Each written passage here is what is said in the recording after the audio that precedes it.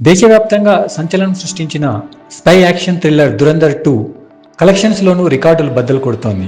Paid ప్రీమియర్స్తో కలిపి ఈ cinema ఇప్పటి వరకు దాదాపు 330 కోట్ల రూపాయలు వసూలు చేసినట్టు ట్రేడ్ వర్గాలు అంచనా వేశాయి.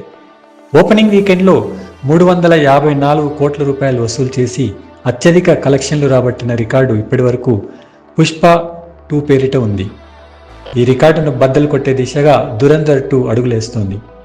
శనివారం మధ్యాహ్నం నుంచి తెలుగు, తమిళ వెర్షన్లు కూడా రావడంతో ఇక ఈ రికార్డులు దాటడం దురంధర్ 2కి నల్లేరుపై నడకేనని అంచనా వేస్తున్నారు.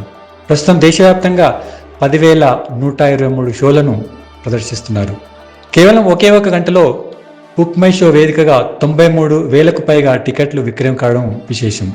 అంతేకాదు 74.2% ఆక్యుపెన్సీతో థియేటర్లు నిండడం కూడా ఓ రికార్డు అని ట్రేడ్ వర్గాలు చెబుతున్నాయి. ఇక ఈ సినిమాపై పలువురు సినీ ప్రముఖులు ప్రశంసల జల్లు కురిపిస్తున్నారు.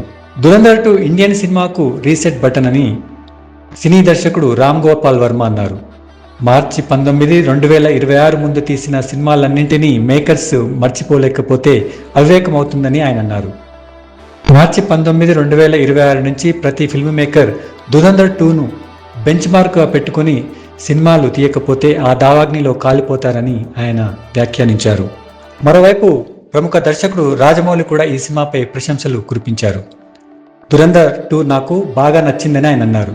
దీనికి సీక్వెల్గా వచ్చిన దురంధర్ 2 రివెంజ్లోనూ భావోద్వేగాల పరంగా ఏమాత్రం తగ్గలేదన్నారు. ఆదిత్యధర్ 4 గంటల పాటు అద్భుతమైన సినిమాటిక్ ఎక్స్పీరియన్స్ని తెరపై ఆవిష్కరించారని రాజమౌళి వ్యాఖ్యానించారు. ఇలాంటి సినిమా తీయాలంటే గట్స్ ఉండాలని ఆయన అన్నారు.